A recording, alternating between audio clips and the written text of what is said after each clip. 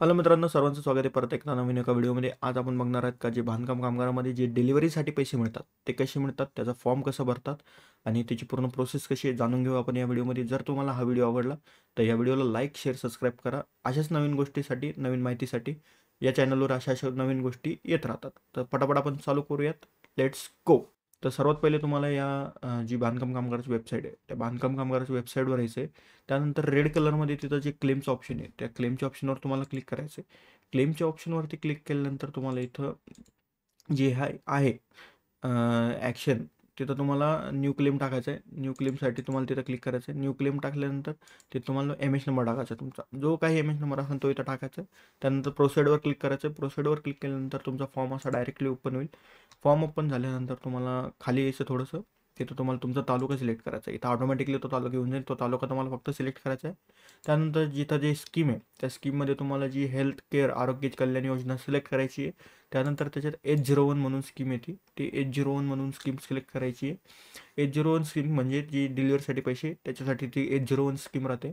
तर H01 म्हणून scheme आहे ते सिलेक्ट केल्यानंतर तुम्हाला खाली यायचं थोडंसं. त्यानंतर इथं मुलाचं नाव विचारलं जाईल.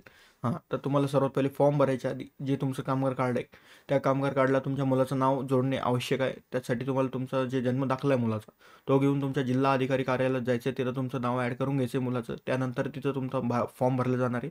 त्याआधी कोणताही फॉर्म भरला जात नाही. तर सगळ्यात पहिले तुम्हाला ते नाव ॲड करून घ्यायचे. नाव ॲड केल्यानंतर इथं तुमच्या मुलाचं नाव येऊन जाईल डायरेक्ट. ते नाव ॲड करून झाल्यानंतर इथं तुम्हाला खाली यायचं आहे. इथं जन्मतारीख ते ऑटोमॅटिकली येऊन जाईल. त्यानंतर तुमचं जे हे प्रस्तुती ठिकाण ते तुमचं घरी झालेलं आहे का हॉस्पिटलमध्ये झालेलं आहे ते इथं तुम्हाला टाकायचं आहे. ते टाकणं झाल्यानंतर इथं तुम्हाला हॉस्पिटलचं नाव टाकायचं आहे किंवा तुमचं घरी झालेलं आहे तर घराचं ॲड्रेस वगैरे टाकून द्यायचा. इथं तो ॲड्रेस टाकायचा आहे. तिथं डिलिव्हरी झालेली हॉस्पिटलमध्ये झालेली तर हॉस्पिटलचा ॲड्रेस, घरात झालेलं तर घरचा ॲड्रेस टाकायचा आहे.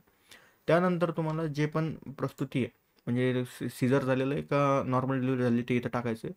ते इथं टाकून झाल्यानंतर तुम्हाला जे जन्मदाखला आहे जन्मदाखल्याचा जो नंबर आलेला असेल तो जन्मदाखल्याचा नंबर इथं टाकायचा आहे. त्यानंतर जन्मदाखला कुठं काढलेला आहे तुम्ही, महानगरपालिकेमध्ये काढला आहे, ग्रामपंचायतमध्ये काढला आहे का नगर परिषदमध्ये काढला आहे ते तिथं टाकायचे याच्यामध्ये जन्म प्रमाणपत्र प्रकारामध्ये.